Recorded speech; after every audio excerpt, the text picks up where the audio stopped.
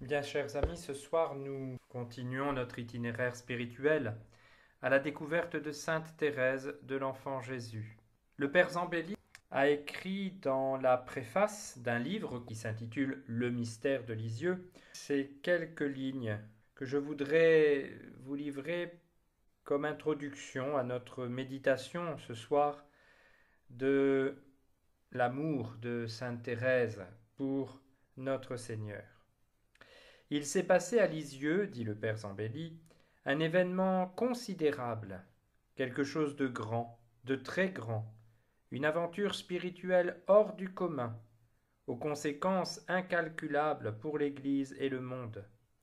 En effet, à Lisieux, Dieu a été aimé, passionnément aimé, par une jeune fille nommée Thérèse, qui n'avait d'autre ambition que de l'aimer plus qu'il n'avait jamais été aimé, et de le faire aimer d'une multitude d'âmes. Parce que son aventure spirituelle ressemble à une course de géants, il fallait que ce mémorial ait quelque chose d'immense. La basilique est à la mesure de cet amour sans mesure. La basilique est donc ce mémorial de l'amour de Dieu pour Thérèse et de l'amour de Thérèse pour Dieu, c'est-à-dire quelque chose d'immensément grand, d'immensément beau, d'immensément riche dans l'ordre de la grâce. Il fallait que ceux qui pénétreraient dans ce sanctuaire puissent découvrir cette histoire d'amour telle qu'elle est contée dans les verrières et les mosaïques.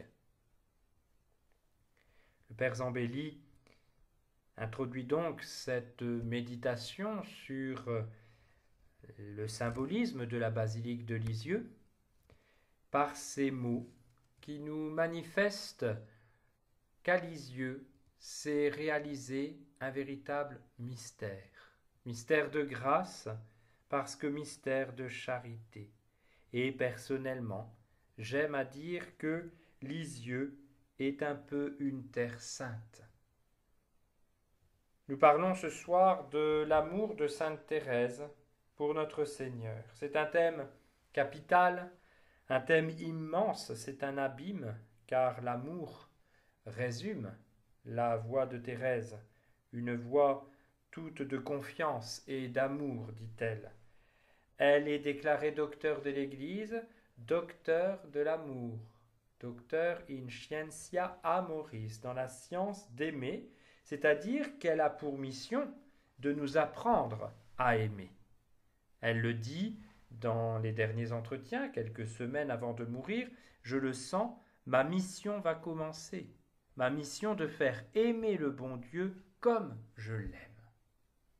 Donc, méditer, étudier, scruter le mystère de l'amour de Jésus pour Thérèse et de l'amour de Thérèse pour Jésus, ce que nous allons essayer de faire ce soir, eh bien, c'est entrer dans ce message essentiel de Sainte Thérèse. Comment aimer Dieu? Alors nous verrons cela en trois parties ce soir très simplement. Bien entendu, je le répète, nous ne dirons pas tout. Ce sont des portes ouvertes et à chacun d'entrer dans ce mystère, à chacun d'aller relire les pages thérésiennes, à chacun de méditer cette réalité. Nous verrons d'abord l'amour de Thérèse pour Jésus. Nous parlerons ensuite des noms de Thérèse. Elle est Thérèse de l'Enfant Jésus et de la Sainte Face. Et enfin, nous verrons les aspects de la dévotion de Sainte Thérèse à la personne de notre Seigneur Jésus-Christ.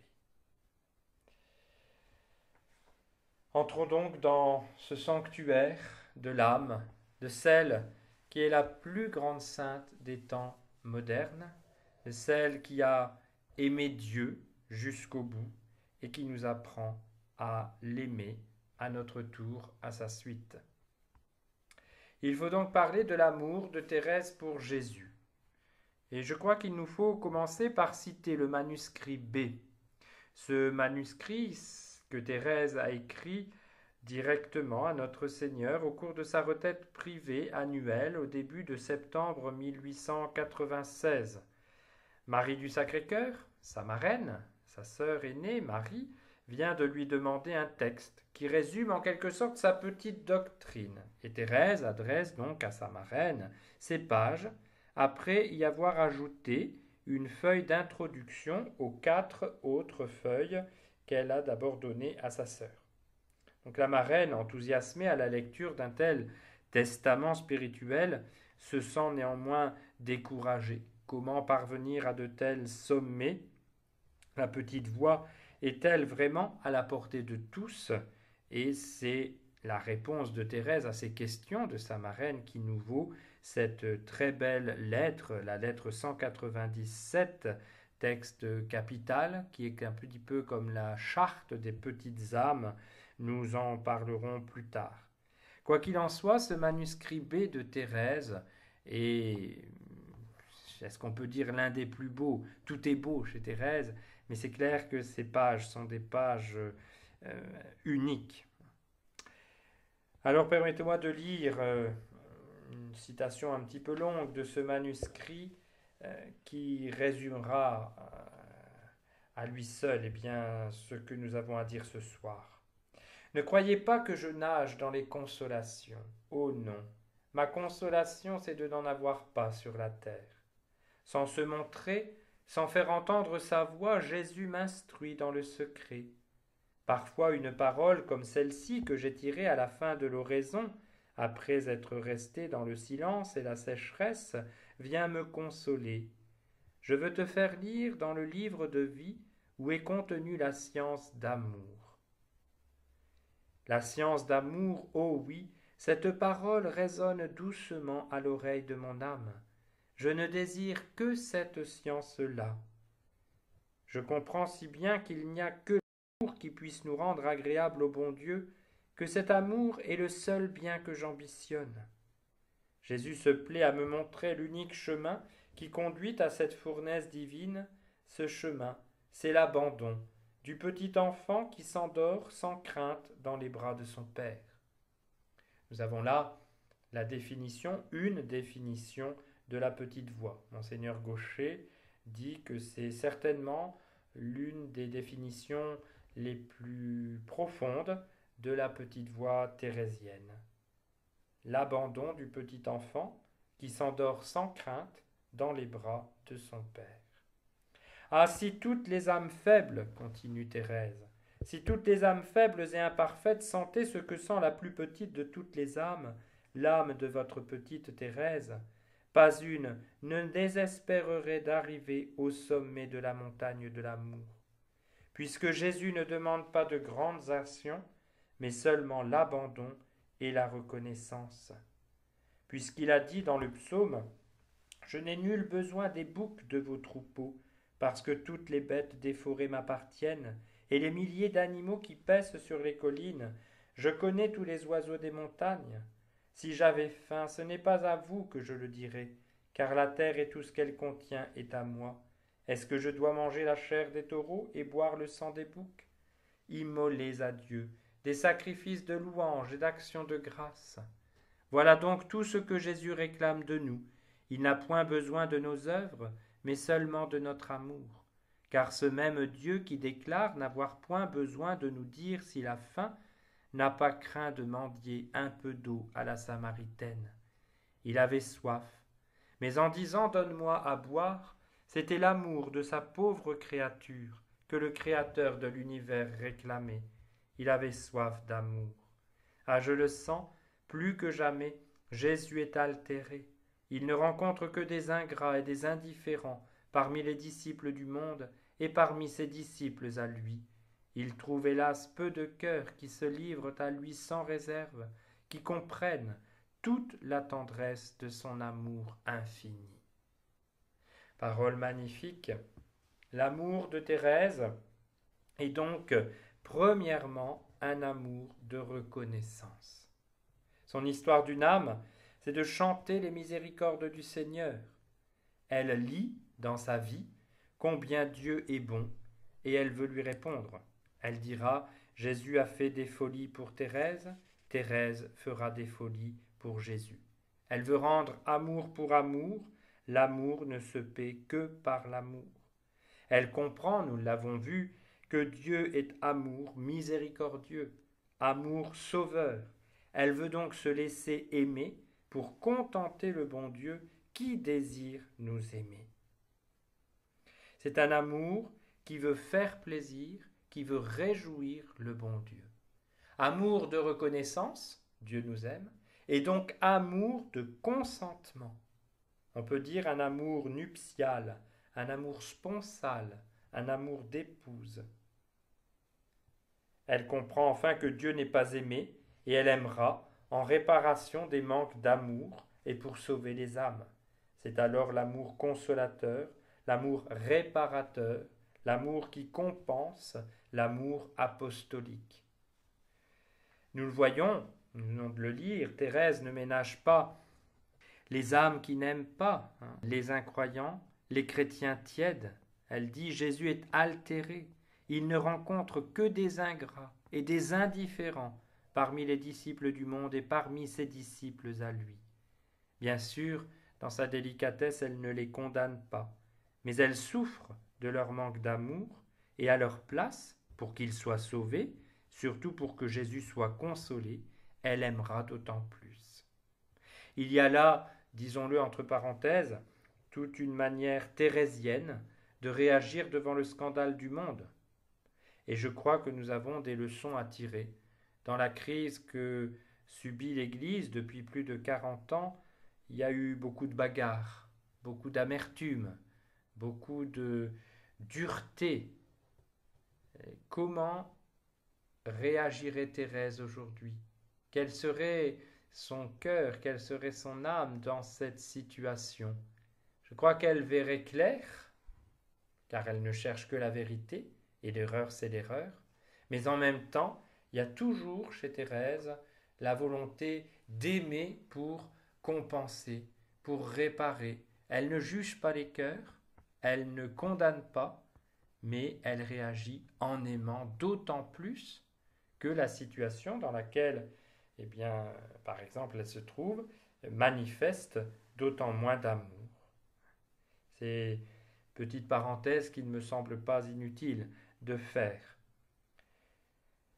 Donc, on voit bien que l'amour de Thérèse, amour de reconnaissance, amour de consentement, amour compensateur, consolateur, réparateur. Cet amour pour le bon Dieu, pour la Sainte Trinité, se concentre, se réalise, s'incarne dans l'amour pour la personne de notre Seigneur.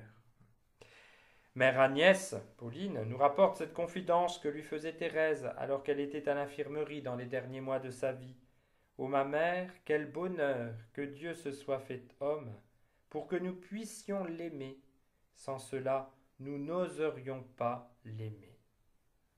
Très belle réflexion qui est dans la droite ligne de l'Évangile. Saint Jean qui dit « Dieu a tant aimé le monde qu'il a donné son Fils unique ». Dieu a envoyé son Fils dans le monde, non pour juger le monde, mais pour que le monde soit sauvé par lui. Et dans le prologue de Saint Jean que nous lisons à la fin de la messe, ce prologue se termine « Dieu, personne ne l'a jamais vu, mais son Fils, lui, nous l'a fait connaître ». C'est dans la personne de notre Seigneur que l'amour de Dieu, l'amour miséricordieux s'incarne, se rend visible, se rend tangible, se rend sensible. Et à travers notre Seigneur, en notre Seigneur, bien sûr, nous voyons l'amour infini du bon Dieu. Jésus dit à Philippe, « Qui me voit, voit mon Père ». Le Christ, Jésus, est la révélation du Père. Saint Paul dira, « Il m'a aimé et il s'est livré pour moi ». Saint Paul, ce grand amoureux du Christ. Eh bien, on a chez Thérèse des paroles d'amour qui sont les paroles d'une amoureuse de Jésus. Ô Jésus, mon amour, ma vie. Ô Jésus, mon premier, mon seul ami, toi que j'aime uniquement. Ô mon Jésus, je t'aime. Elle avait un petit parchemin qu'elle avait mis dans un sachet qu'elle portait constamment sur elle. Elle y avait inséré dans ce sachet la formule de ses vœux, la dernière larme de mère Geneviève recueillie sur un linge et 2 médailles ainsi que quelques reliquats. Sur ce petit parchemin, elle avait mis une petite image de la Sainte Face de Jésus avec cette toute petite prière écrite de sa main. Fais que je te ressemble, Jésus.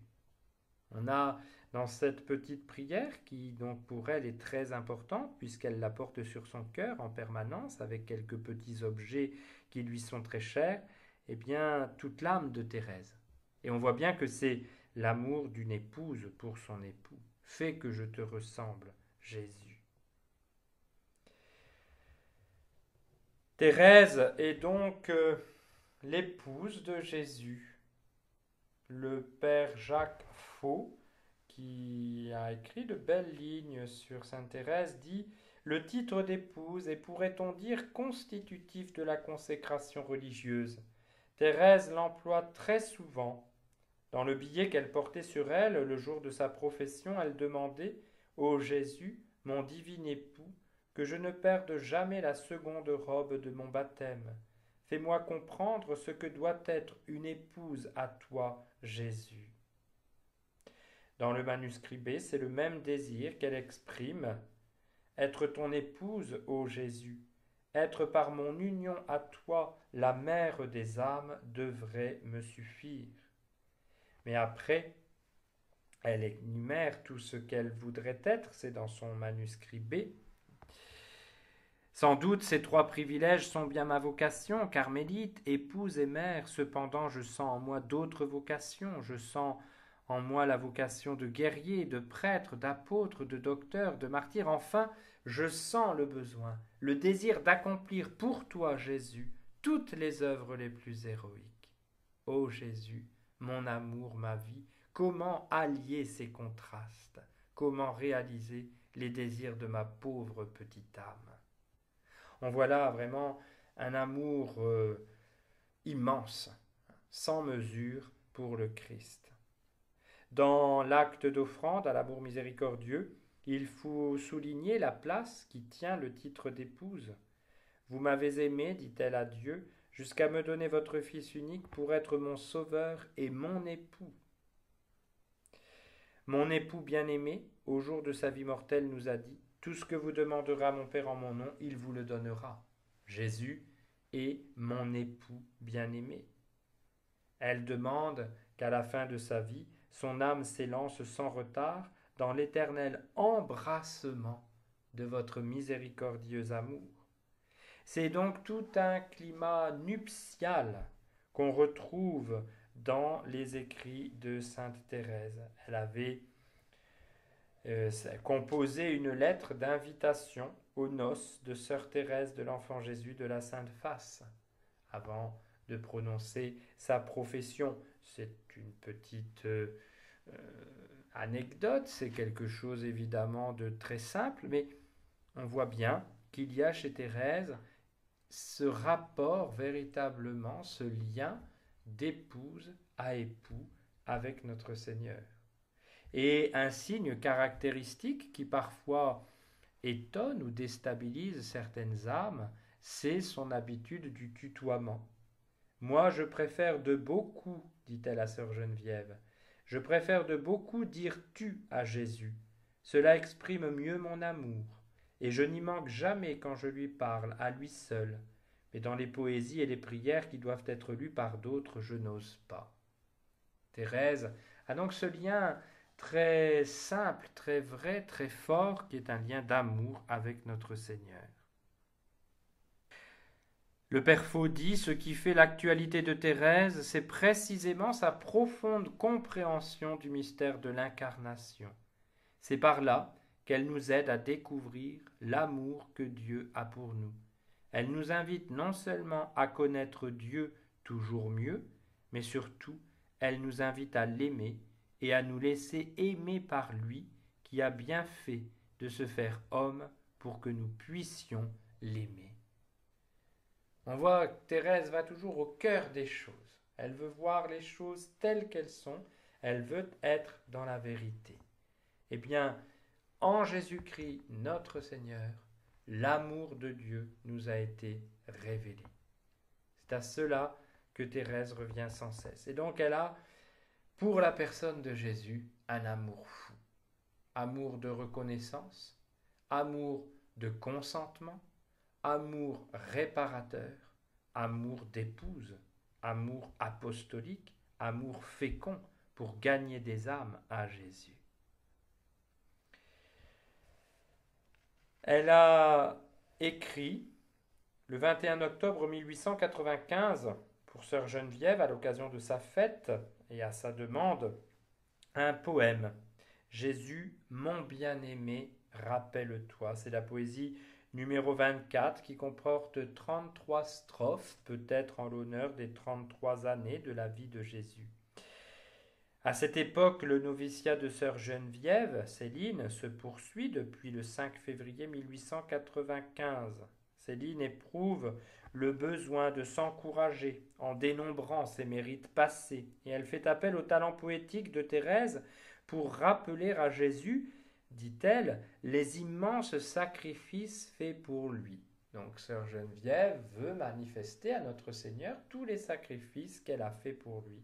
Comme d'habitude, Thérèse va renverser la perspective en énumérant les sacrifices de Jésus pour Céline. Non bien sûr par esprit de contradiction, peut-être pour donner une petite leçon à sa novice, mais on pense surtout parce que l'inspiration de l'âme de Thérèse l'emporte dans un sens complètement différent de celui suggéré par Céline. Thérèse voit toujours l'amour de Dieu, l'amour prévenant, l'amour gratuit de Jésus pour sa créature. Et on dit que les deux grands poèmes de Thérèse sont ce poème 24, poème pour Jésus, et le poème 54, poème concernant la Sainte Vierge. Donc, je voudrais simplement dire quelques passages très très vite de ce poème. On y voit par exemple l'amour de reconnaissance. Rappelle-toi, Jésus, Verbe de vie, que tu m'aimas jusqu'à mourir pour moi. Je veux aussi t'aimer à la folie, je veux aussi vivre et mourir pour toi. Tu le sais, ô mon Dieu, tout ce que je désire, c'est de te faire aimer et d'être un jour martyr. D'amour je veux mourir, Seigneur de mon désir, rappelle-toi. Amour de reconnaissance. On a aussi par exemple l'amour consolateur. Rappelle-toi que je veux sur la terre te consoler de l'oubli des pécheurs. Mon seul amour, exauce ma prière. Ah, pour t'aimer, donne-moi 1000 cœurs. Mais c'est encore trop peu, Jésus, beauté suprême. Donne-moi pour t'aimer ton divin cœur lui-même. De mon désir brûlant, Seigneur, à chaque instant, rappelle-toi. C'est très beau. On a aussi l'amour de consentement. Rappelle-toi que ta volonté sainte est mon repos, mon unique bonheur. Je m'abandonne et je m'endors sans crainte entre tes bras, ô mon divin Sauveur. Si tu t'endors aussi lorsque l'orage gronde, je veux rester toujours dans une paix profonde. Mais pendant ton sommeil, Jésus pour le réveil, prépare-moi. Amour de consentement à tout ce que veut Jésus pour elle. Rappelle-toi qu'enfant de la lumière, souvent j'oublie de bien servir mon roi. Ô, prends pitié de ma grande misère, dans ton amour, Jésus, pardonne-moi. C'est très beau, c'est très simple, mais c'est très très beau. On voit cette humilité du cœur. Ô, prends pitié de ma grande misère, dans ton amour, Jésus, pardonne-moi. Aux affaires du ciel, daigne me rendre habile, montre-moi les secrets cachés dans l'Évangile. Ah, que ce livre d'or est mon plus cher trésor, rappelle-toi. Rappelle-toi qu'étranger sur la terre, tu fus errant, toi le Verbe éternel. Tu n'avais rien, non pas même une pierre, pas un abri comme l'oiseau du ciel. Ô Jésus, viens en moi, viens reposer ta tête, viens à te recevoir, mon âme est toute prête. Mon bien-aimé Sauveur, repose dans mon cœur, il est à toi. Nous avons là, bien sûr, l'amour de l'épouse pour son époux. Je vous invite à aller relire par vous-même, bien sûr, cette poésie 24 qui chante l'amour de Thérèse pour Jésus. Pourquoi? Parce que Jésus a aimé infiniment Thérèse. Donc que Thérèse vraiment nous aide à retrouver ce contact d'amour avec Jésus, avec la personne du Verbe incarné. C'est très important de ne jamais perdre cela de vue. Il m'arrive quelquefois de le dire assez souvent, mais on ne le dira peut-être jamais assez. Notre Seigneur, c'est quelqu'un. Parler de l'amour de Dieu, oui, c'est très important, Dieu c'est quelqu'un, mais n'oublions jamais que Dieu s'est incarné. Et Thérèse était très concrète, très réaliste, très vraie. Aussi, Thérèse, éprise d'amour pour Dieu, éprise d'amour pour le Christ Jésus, Thérèse, épouse du Christ, porte le nom de Jésus. Thérèse, de l'enfant Jésus et de la Sainte Face. Ce nom qui signifie profondément le lien qui unit Thérèse à son Sauveur, ce nom est très important. Et Thérèse a voulu vraiment, à travers ce nom qu'elle a reçu, qu'elle a choisi aussi, bien manifester cet amour, cette charité pour le Christ qui est toute sa vie au fond. Et on retrouve bien sûr là les grands élans d'un saint Paul. Pour moi, vivre, c'est le Christ. Thérèse de l'enfant Jésus. Thérèse raconte sa première visite au Carmel après l'entrée de Pauline. Elle espère pouvoir la rejoindre un jour et elle se demande quel nom on pourrait lui donner. Tout à coup, raconte-t-elle, je pensais au petit Jésus, que j'aimais tant, et je me dis, oh, que je serais heureuse de m'appeler Thérèse de l'enfant Jésus. C'est justement le nom que mère Marie de Gonzague pensait lui donner. Et Thérèse, dans son manuscrit A, dira « Cette heureuse rencontre de pensée me sembla une délicatesse de mon bien-aimé petit Jésus. » L'amour de Thérèse, qui a 10 ans, se porte sur la personne de Jésus et de Jésus enfant. Cette dévotion, cet amour à l'enfance du Christ, c'est une dévotion bien sûr qui est chère au Carmel. En France, il y a eu l'influence du cardinal de Bérulle. Dans l'ordre du Carmel, l'influence bien sûr donnée par sainte Thérèse d'Avila sur la dévotion à l'enfance du Sauveur, le sens de l'incarnation. Dans l'abaissement de son incarnation, Dieu révèle tout son amour. L'humilité du Christ, si chère à Thérèse, elle veut, à l'exemple de son Sauveur, se cacher, être ignorée, comme Jésus qui, dans l'incarnation, voile sa divinité. Il y aura, nous l'avons vu, la nuit de Noël 1886, la nuit de sa conversion. Elle doit se revêtir de la force du Christ, elle qui est la faiblesse même, et Jésus qui l'a guéri de son infirmité psychologique, eh bien Jésus l'a guéri la nuit où il s'est fait tout petit. Thérèse, nous le savons, était très attirée par l'humilité, cette humilité à la suite de Jésus. Et donc, à travers ce vocable, Thérèse de l'enfant Jésus, nous retrouvons cet amour de Thérèse pour l'humilité qui permet à la force de Dieu de se déployer. Et lorsqu'elle s'appelle Thérèse de l'enfant Jésus, eh bien il y a un petit peu tout cela. Alors qu'elle avait 14 ans, Thérèse se prépare bien sûr à entrer au Carmel. Elle en a le désir, elle ira jusqu'à aller voir le pape pour cela. Elle dit « Depuis quelque temps, je m'étais offerte à l'enfant Jésus pour être son petit jouet. Je lui avais dit de ne pas se servir de moi comme d'un jouet de prix que les enfants se contentent de regarder sans oser y toucher, mais comme d'une balle de nulle valeur qu'il pouvait jeter à terre, pousser du pied, laisser dans un coin ou bien presser sur son cœur si cela lui faisait plaisir. En un mot, je voulais amuser le petit Jésus, lui faire plaisir. » Voyons cette référence incessante à Jésus enfant, à Jésus petit, Jésus qu'elle rejoint dans son humilité, Jésus qu'elle rejoint dans sa toute-puissance, c'est alors qu'il est faible qu'il manifeste sa toute-puissance, Jésus dont elle veut contenter les caprices, c'est bien sûr une image, mais qui est très très forte et qui implique bien sûr un esprit d'oblation, de sacrifice, de don de soi total. Faire plaisir à Jésus, c'est garder un cœur d'enfant avec la ferme volonté de ne pas chercher sa satisfaction personnelle, mais celle de Jésus. Donc Thérèse de l'enfant Jésus, c'est tout cela. Au Carmel, quand elle fait le récit de sa prise d'habit dans son premier manuscrit, elle écrit « Après avoir embrassé une dernière fois mon roi chéri, je rentrai dans la clôture.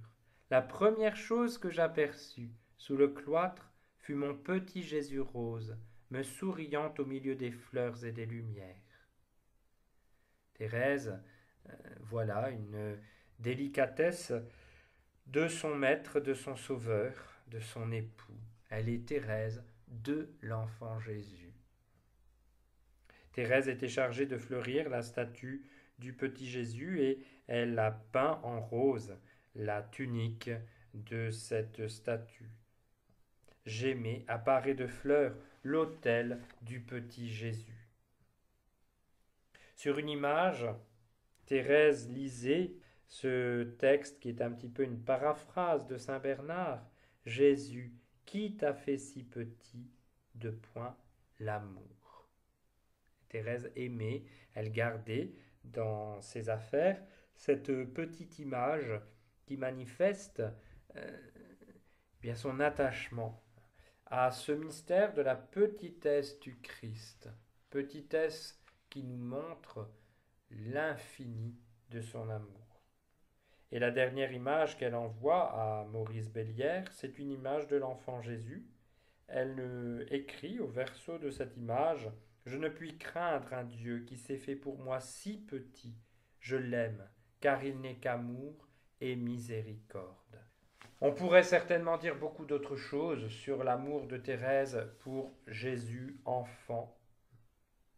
Quoi qu'il en soit, elle est Thérèse de l'enfant Jésus. Et dans le mystère donc de cette enfance du Christ, elle puise des grâces toutes particulières de ressemblance, fais que je te ressemble au Jésus. Rappelons-nous cette petite prière qu'elle portait sur elle. Donc Thérèse voit dans ce mystère de l'enfance du Christ quelque chose qui lui permet de ressembler à notre Seigneur. Elle voit aussi les grâces qu'elle a reçues à travers ce mystère, la conversion de Noël. Elle voit à travers ce mystère l'amour infini qui lui est rappelé, qui lui est redonné sans cesse. Elle avait écrit cette petite prière à l'enfant Jésus. « Ô petit enfant, mon unique trésor, je ne veux pas d'autre joie que celle de te faire sourire. » Il y a là tout ce qu'on a dit sur la petite voie, suivre Jésus dans sa petitesse pour se laisser combler par l'amour du Père. Le Père Faux dira « L'enfance spirituelle n'est pas infantilisme ou puérilité, mais c'est une invitation à garder un cœur d'enfant, c'est se faire tout petit pour recevoir tout de Dieu, c'est se blottir dans les bras du Père qui nous aime comme un père aime ses enfants, c'est renoncer à paraître, à chercher sa satisfaction pour faire plaisir à ce Dieu qui a voulu se faire homme pour que nous puissions l'aimer. » Donc voyez dans ce vocable Thérèse de l'enfant Jésus, nous avons tout cela en résumé. C'est très dense évidemment, c'est très profond. Elle est Thérèse vivant pour Jésus, elle est Thérèse voulant suivre Jésus dans le mystère de son humilité, elle est Thérèse voulant participer à la force de Jésus.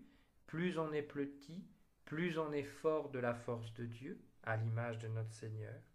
Elle est Thérèse qui veut faire plaisir à Jésus et elle trouve dans le mystère de l'enfance du Christ l'occasion de raviver ce désir de faire plaisir. Elle veut faire tous les caprices du petit Jésus, divins caprices qui ne sont pas des caprices humains, qui sont des caprices auxquels il faut obéir puisque ce sont les caprices de Dieu.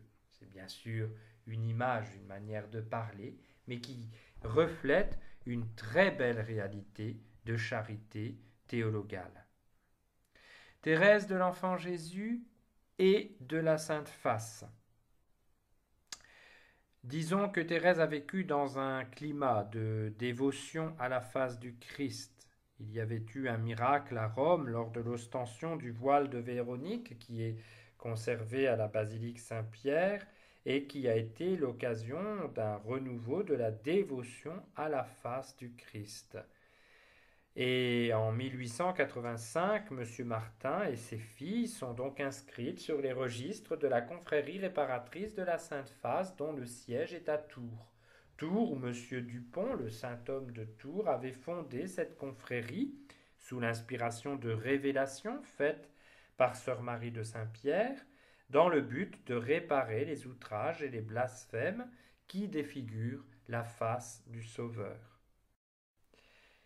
Après son entrée au Carmel, sœur Agnès lui fait découvrir un peu plus encore ces profondeurs contenues dans la dévotion à la Sainte Face et Thérèse dira « Jusqu'alors je n'avais pas sondé la profondeur des trésors cachés dans la Sainte Face.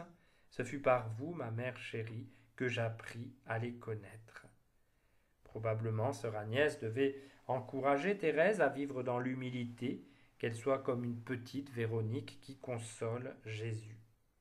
C'est la maladie de M. Martin qui est l'élément déterminant qui oriente la dévotion de Thérèse pour la Sainte Face. Les souffrances, les humiliations de son Père ont un sens quand elle contemple la face humiliée de Jésus. Elle médite alors, pendant toute cette période, les paroles d'Isaïe sur le serviteur souffrant. Et c'est le 10 janvier 1889, le jour de sa prise d'habit, qu'elle ajoute à son nom de religieuse le vocable de la Sainte Face. Le 12 février suivant, M. Martin sera interné à Caen. Le père Faux dit ces deux noms de l'enfant Jésus, de la Sainte Face, parfois avec la conjonction « et », mais le plus souvent en un seul groupe de mots, Thérèse de l'Enfant Jésus, de la Sainte Face, veulent bien manifester qu'à ses yeux, la grotte de Bethléem et la colline du Golgotha sont étroitement liées. Dans son esprit, enfance et passion de Jésus forment un tout. La prophétie du vieillard Siméon, au moment de la présentation au temple, trouve sa réalisation le vendredi saint. Le mystère de l'incarnation se déploie de la crèche au crucifiement. N'oublions jamais que les différentes phases des mystères de notre Seigneur ne sont qu'un seul mystère, unique mystère de l'unique Fils de Dieu qui nous aime jusqu'au bout. En janvier 1894, pour la fête de Mère Agnès, Thérèse a peint un tableau pour sa sœur, le rêve de l'enfant Jésus. On voit le petit enfant de la crèche tenir dans sa main des fleurs qu'on lui a apportées, mais en rêve il aperçoit les instruments de la Passion. Et dans la lettre jointe, Thérèse explique ce qu'elle a voulu dire dans ce tableau. La nuit est venue, et le doux enfant s'endort. Son cœur continue de rêver au bonheur de son épouse chérie. Bientôt il entrevoit dans le lointain des objets étranges qui n'ont aucune ressemblance avec les fleurs printanières, une croix, une lance, une couronne d'épines, et cependant l'enfant ne tremble pas. Voilà ce qu'il choisit pour montrer à son épouse combien il l'aime, mais ce n'est pas encore assez. Son visage enfantin est si beau, il le voit défiguré, sanglant, méconnaissable. Jésus sait bien que son épouse le reconnaîtra toujours. Amour de Thérèse pour Jésus, qui est un amour qui va au-delà des apparences. Le visage du Christ est méconnaissable dans la Passion, mais elle l'aime d'autant plus. parce qu'elle sait que c'est par amour que ce visage s'est rendu méconnaissable. Et de fait, dans l'image de la Sainte Face, Thérèse aime à contempler tout ce qui fait l'humanité de Jésus, son regard, ses yeux baissés. Elle reconnaît les signes de sa souffrance, les larmes sur le visage, les lèvres desséchées qui rappellent la parole « J'ai soif ». Elle voudrait caresser ses joues, recevoir le baiser de Jésus. Et à Céline, elle écrira, c'est la lettre numéro 87, très belle lettre. Le cantique de la souffrance uni à ses souffrances est ce qui me ravit le plus. Jésus brûle d'amour pour nous. Regarde sa face adorable. Regarde ses yeux éteints et baissés. Regarde Jésus dans sa face. Là, tu verras comme il nous aime. Thérèse, en notre Seigneur, ne cesse de contempler l'incarnation, la révélation de l'amour de Dieu pour nous. Elle écrira une prière à la Sainte Face, ô face adorable de Jésus, seule beauté qui ravit mon cœur, daigne imprimer en moi ta divine ressemblance, afin que tu ne puisses regarder l'âme de ta petite épouse sans te contempler toi-même. On retrouve « Fais que je te ressemble, ô Jésus ». Ô mon bien-aimé, pour ton amour, j'accepte de ne pas voir ici-bas la douceur de ton regard, de ne pas sentir l'inexprimable baiser de ta bouche, mais je te supplie de m'embraser de ton amour, afin qu'il me consume rapidement et fasse bientôt paraître devant toi Thérèse de la Sainte Face. Notez que dans son acte d'offrande à l'amour miséricordieux, elle demande à Dieu de ne la regarder qu'à travers la face de Jésus et dans son cœur brûlant d'amour. Thérèse disparaît, il n'y a plus que Jésus. On pourrait certainement développer davantage. J'ai voulu simplement m'arrêter aux événements circonstanciels ou tout à fait personnels dans l'enfance de Sainte Thérèse, par exemple, qui l'ont conduite à centrer sa dévotion à notre Seigneur sur ces deux mystères, mystère de l'enfance, mystère de la passion. Elle est Thérèse de l'enfant Jésus et de la Sainte Face. Et ces deux mystères qui n'en font qu'un lui permettent, dans ce vocable, de concrétiser des aspects essentiels de son lien, de sa relation à notre Seigneur. Donc on peut vraiment méditer sur ces deux vocables qui sont à eux seuls tout un programme thérésien. Si nous voulons suivre Sainte Thérèse, eh bien nous avons rien que dans son nom un chemin qui nous permet de l'imiter dans son amour qu'elle avait pour notre Seigneur. Thérèse aime Jésus, elle veut vivre d'amour, c'est son grand poème de 1895 que nous mentionnerons un jour plus précisément. Thérèse aime Jésus, elle est Thérèse de l'enfant Jésus et de la Sainte Face. Nous pouvons mentionner quelques autres aspects de la dévotion de Thérèse pour notre Seigneur. Tout d'abord, sa dévotion à l'Eucharistie. Dans son acte d'offrande, elle dit « Ah, je ne puis recevoir la Sainte Communion aussi souvent que je le désire. Mais Seigneur, n'êtes-vous pas tout-puissant? Restez en moi comme au tabernacle. Ne vous éloignez jamais de votre petite hostie. » Le désir de l'Eucharistie chez Thérèse. Nous sommes habitués à communier, nous communions souvent, mais du temps de Sainte Thérèse, c'était pas évident, même pour une carmélite, fallait l'autorisation du confesseur, et ça ne se faisait pas de communier si souvent. Eh bien, Thérèse a soif, elle a faim de l'Eucharistie. Souvenons-nous de sa première communion, où elle exprime le mystère de sa première communion comme celui d'une fusion. Il n'y avait plus que Jésus. Thérèse est complètement prise par le Christ. Le 30 mai 1889, elle écrit une lettre à Marie Guérin, qui qui a quelques scrupules, ayant vu lors d'une grande exposition des statues de nus, et Marie est toute troublée et se demande si elle peut communier. Alors Thérèse lui répond: il faut que le démon soit bien fin pour tromper ainsi une âme. Il veut priver Jésus d'un tabernacle aimé. Quand le diable a réussi à éloigner une âme de la sainte communion, il a tout gagné, et Jésus pleure. Ô ma chérie, pense donc que Jésus est là, dans le tabernacle, exprès pour toi seul. Il brûle du désir d'entrer dans ton cœur. Va, n'écoute pas le démon, moque-toi de lui, et va sans crainte recevoir le Jésus de la paix et de l'amour. Ce qui offense Jésus, ce qui le blesse au cœur, c'est le manque de confiance. Lettre 92. Très belle lettre où nous voyons ce sens très eucharistique de Jésus-Christ.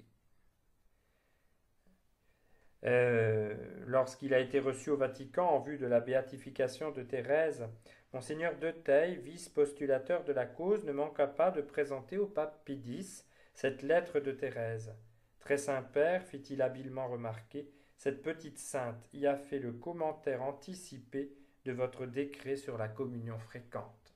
C'était une belle manière pour Monseigneur de Teil, bien sûr, de mettre en évidence l'opportunité de la béatification de Sainte Thérèse. Mais c'est très beau, voyez, de voir ce sens de l'Eucharistie chez Thérèse. Remarquez aussi dans sa lettre, c'est important, souvent quand nous parlons de l'Eucharistie, nous parlons de notre désir à nous de recevoir l'Eucharistie.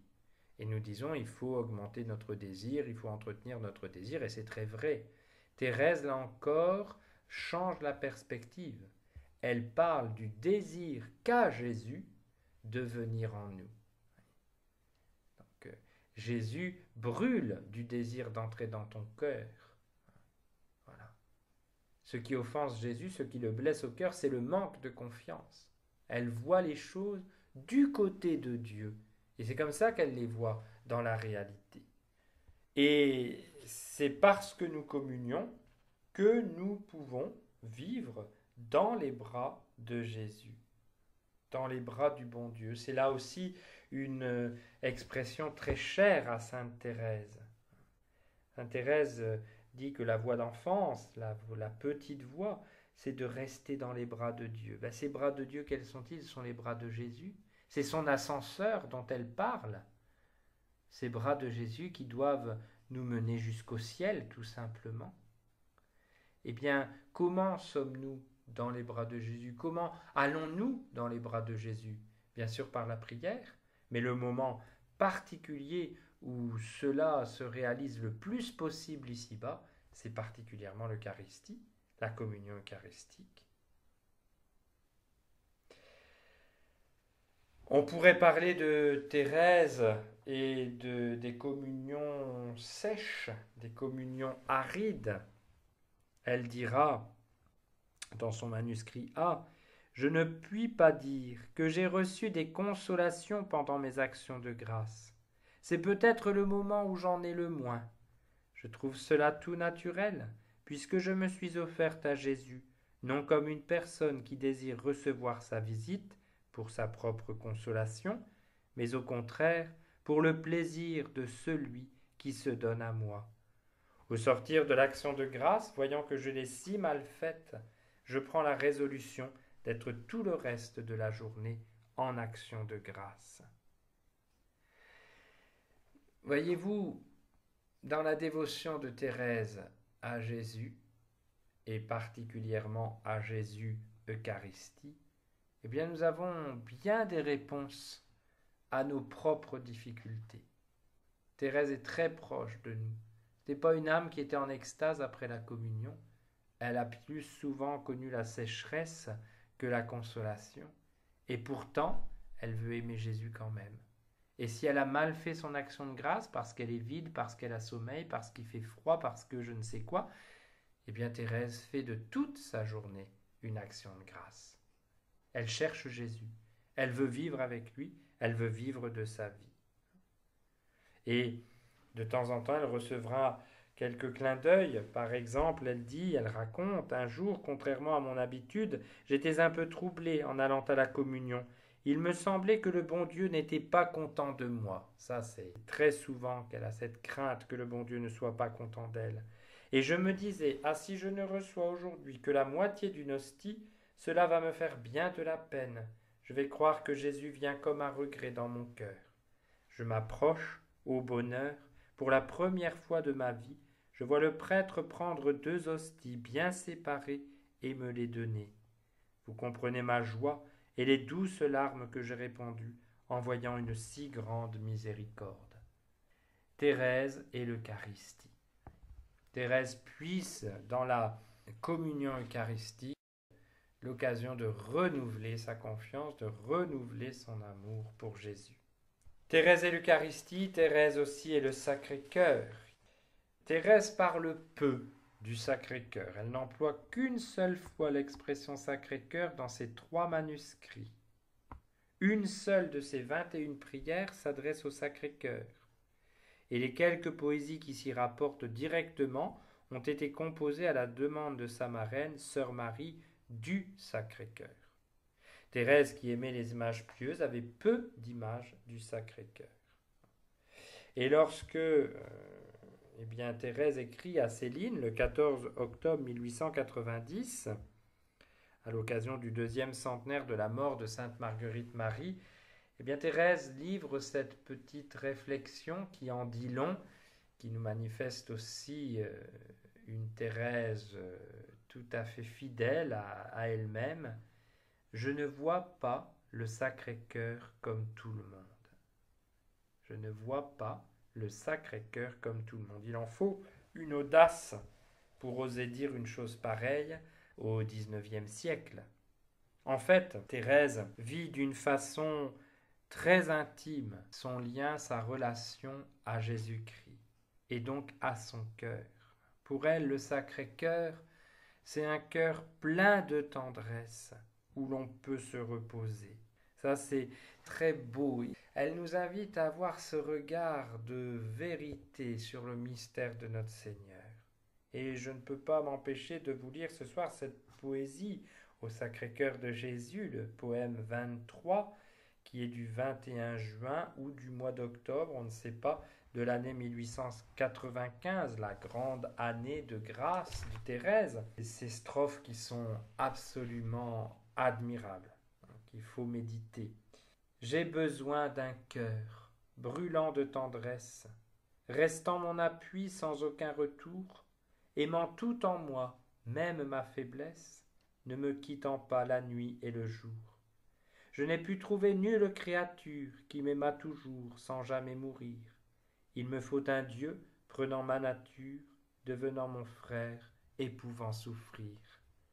Tu m'as entendu, seul ami que j'aime, pour ravir mon cœur te faisant mortel. Tu versas ton sang, mystère suprême, et tu vis encore pour moi sur l'autel. Si je ne puis voir l'éclat de ta face, entendre ta voix remplie de douceur, je puis, ô mon Dieu, vivre de ta grâce, je puis reposer sur ton sacré cœur. Ô cœur de Jésus, trésor de tendresse, c'est toi mon bonheur, mon unique espoir. Toi qui sus charmer ma tendre jeunesse, reste auprès de moi jusqu'au dernier soir. Seigneur, à toi seul j'ai donné ma vie, et tous mes désirs te sont bien connus. C'est en ta bonté toujours infinie que je veux me perdre au cœur de Jésus. C'est sublime. Sachons dire à Jésus, trésor de tendresse. Voilà ce qu'est notre Seigneur. Un trésor de tendresse. C'est en ta bonté toujours infinie que je veux me perdre au cœur de Jésus. Ah, je le sais bien, toutes nos justices n'ont devant tes yeux aucune valeur. Pour donner du prix à mes sacrifices, je vais les jeter en ton divin cœur. Tu n'as pas trouvé tes anges sans tache, au sein des éclairs tu donnas ta loi. En ton cœur sacré, Jésus, je me cache, je ne tremble pas, ma vertu c'est toi. Afin de pouvoir contempler ta gloire, il faut, je le sais, passer par le feu, et moi je choisis pour mon purgatoire ton amour brûlant au cœur de mon Dieu. Mon âme exilée, quittant cette vie, voudrait faire un acte de pur amour, et puis s'envolant au ciel sa patrie, entrer dans ton cœur sans aucun détour. Le cœur du Christ, la dévotion au cœur du Christ chez Thérèse, c'est la dévotion à Jésus, mystère de tendresse infinie. Un cœur qui attend notre consolation. Dans son offrande à l'amour miséricordieux, elle dit, après l'exil de la terre, j'espère aller jouir de vous dans la patrie. Mais je ne veux pas amasser de mérite pour le ciel. Je veux travailler pour votre seul amour, dans l'unique but de vous faire plaisir, de consoler votre cœur sacré et de sauver des âmes qui vous aimeront éternellement. Thérèse veut consoler Jésus de l'amour qu'il ne reçoit pas. Elle veut lui gagner des âmes pour que ces âmes aiment Jésus, pour que Jésus soit aimé. C'est toujours à la personne de notre Seigneur et en notre Seigneur, à son amour, à sa tendresse, à sa miséricorde, c'est toujours à ce mystère-là que Thérèse incessamment revient. Elle est toute tendue vers cet amour du Christ. Le cœur du Christ, c'est bien sûr aussi le lieu de notre joie éternelle. Pour une sœur de la communauté, on ne sait pas qui, à la fin de l'année 1896, elle compose ce poème « Comment je veux aimer ». Et la dernière strophe de ce poème, très belle strophe, dit cela.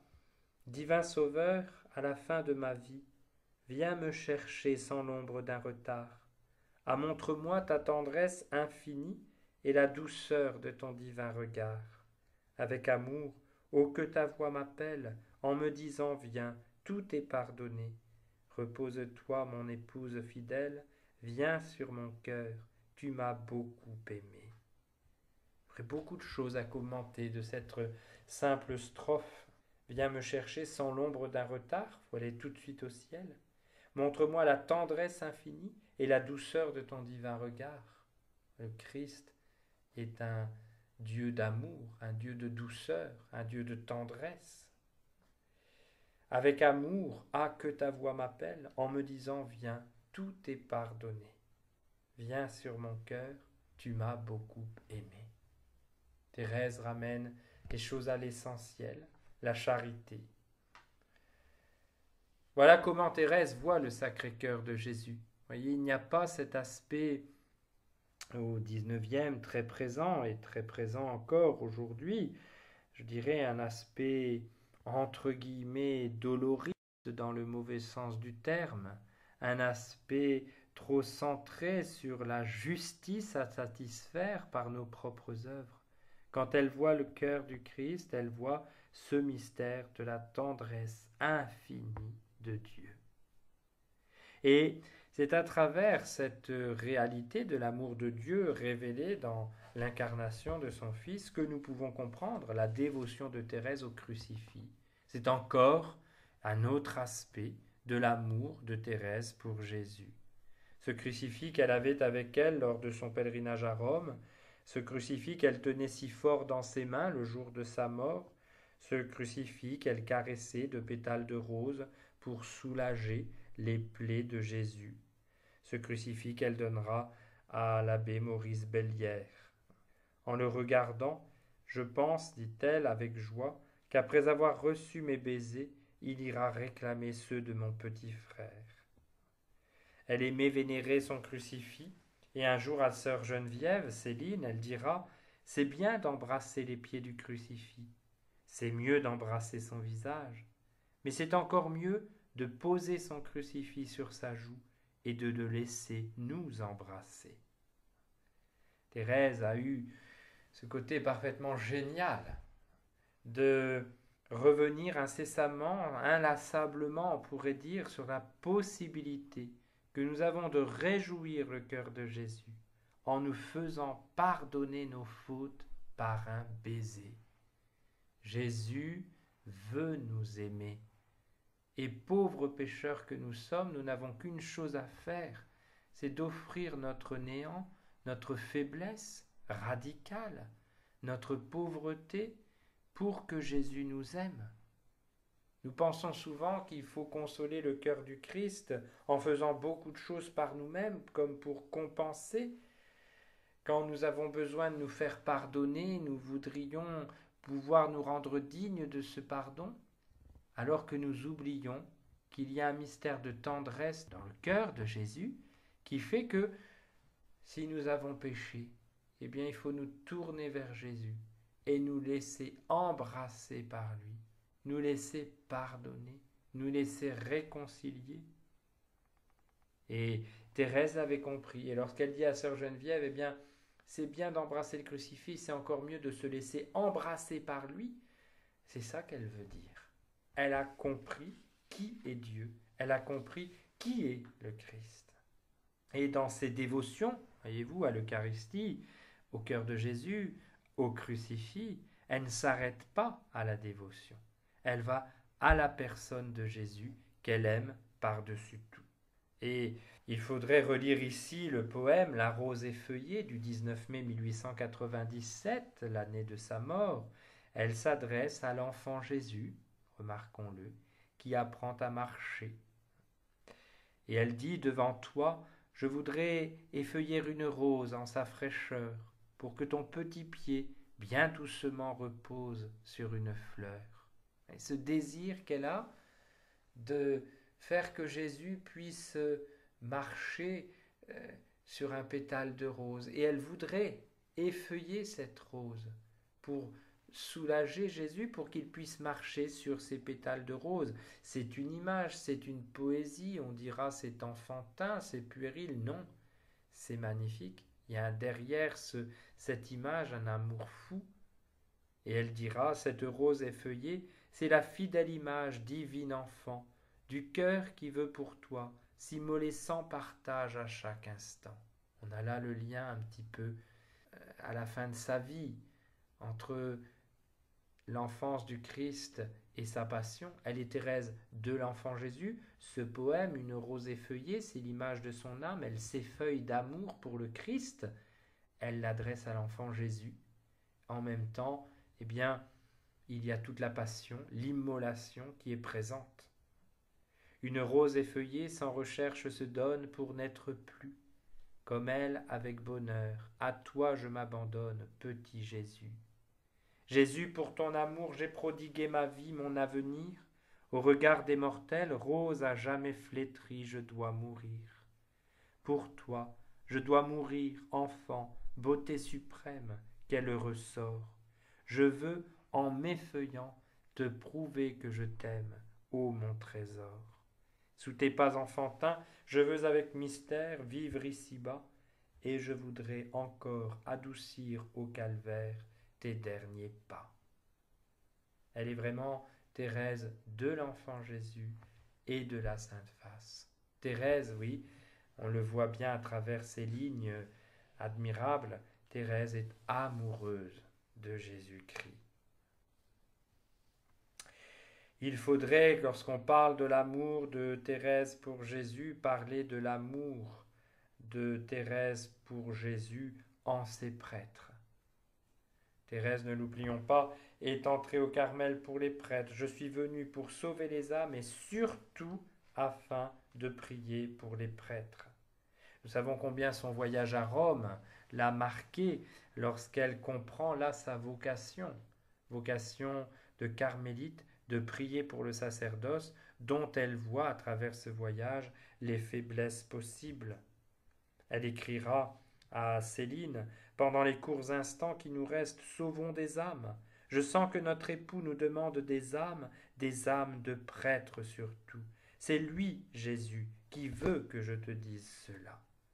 Elle offrira sa dernière communion pour le père Hyacinthe Loison, le 19 août 1897. Ce pauvre père Loison était un carme schismatique opposé à l'infaillibilité pontificale, qui avait épousé une femme qu'il avait convertie au christianisme, et le père Hyacinthe fonde en 1879 l'église catholique gallicane. Il mourra le 9 février 1912 et en baisant le crucifix et en murmurant « Mon doux Jésus ». Espérons vraiment que la dernière communion offerte par Thérèse pour la conversion de ce père, eh bien, lui est obtenue. Ce dernier regard vers le Christ qui a pu le sauver. Thérèse disait, un seul regard vers Jésus suffit. N'oublions jamais cela, voyez. Elle avait vraiment la foi en l'amour miséricordieux du bon Dieu, révélé à nous, pauvres pécheurs que nous sommes, dans le mystère de son Fils Jésus. Benoît XV a pu dire, c'est sa vocation, à Thérèse, d'apprendre aux prêtres à aimer Jésus-Christ. Très belle parole du pape Benoît XV, voyez, qui nous manifeste que cet amour de Jésus, eh bien, elle va le porter jusqu'au bout, jusqu'à Jésus présent dans ses prêtres. Il nous faut conclure, c'est un petit peu difficile de faire une synthèse, tout se tient chez Thérèse. Tout se résume dans cet amour pour Dieu, cet amour pour le Christ Jésus.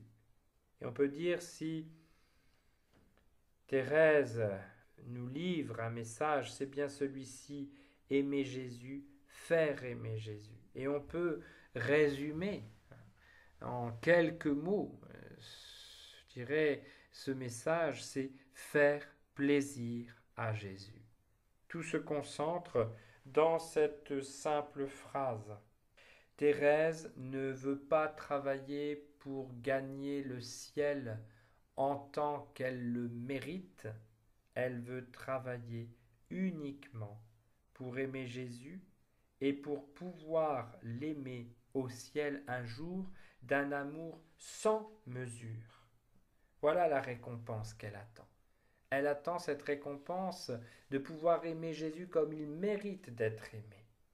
Là aussi, elle a une vision du ciel très différente. Souvent, nous voyons le ciel comme enfin la récompense après toutes les difficultés que nous aurons reçues ici-bas. Nous voyons le ciel très tourné vers nous. Ce sera notre récompense, notre dû en quelque sorte. Thérèse voit dans le ciel la possibilité qui lui sera donnée d'aimer Jésus sans mesure, comme elle le dit dans un de ses poèmes, sans mesure et sans loi. Voilà. Elle veut vraiment que son ciel soit un acte d'amour continu.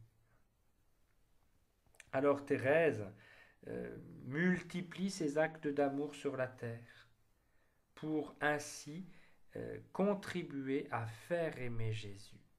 On peut dire qu'il y a vraiment toute sa vie ce sens missionnaire, ce sens apostolique de Thérèse pour gagner les âmes à Jésus. Non pas pour sauver des âmes tout simplement, mais pour les gagner à Jésus, pour que ces âmes aiment Jésus. Et c'est de cet amour pour le Christ qu'elle puise la force de ses sacrifices, de ses renoncements qui sont bien présents dans la vie de Thérèse. Elle ne fait pas des sacrifices pour faire des sacrifices, elle fait des sacrifices pour que ces sacrifices contribuent à faire aimer Jésus. Et elle ira jusqu'à vouloir mourir d'amour, nous le savons, cette mort d'amour pour le Christ dans la foi pure, comme elle le dit le dernier jour de sa vie, sans aucun mélange de consolation. Thérèse nous appelle sur ce chemin de foi, d'espérance, de charité. Il s'agit, si nous voulons la suivre, d'essayer de tout faire par amour, de chercher à faire plaisir au bon Dieu, à faire plaisir à Jésus. Nous pourrions bien sûr, quand nous parcourons ces quelques thèmes évoqués ce soir, nous sentir loin, très loin de Thérèse. Comment l'imiter ? Eh bien, chacun à sa mesure, chacun à sa place, chacun dans sa vocation, peut marcher ou mieux, peut se laisser conduire sur cette route. Il suffit de la bonne volonté, d'une bonne volonté toujours renouvelée. Chercher à aimer. Je pense à l'un de ces titres de films sur Sainte Bernadette, il suffit d'aimer. Thérèse, à la fin de sa vie, disait cela. J'ai tout dit. C'est l'amour seul qui compte. Début du manuscrit B, je comprends que seul l'amour peut nous rendre agréables au Seigneur. Voyez, c'est une grâce, bien évidemment, et cette grâce, il faut la demander à Sainte Thérèse. Il y a un poème très important qui nous révèle un secret de l'âme de Thérèse, et cela peut nous aider. Je voudrais terminer simplement ce soir là-dessus. Ce poème, c'est Ma joie. Poème numéro 40.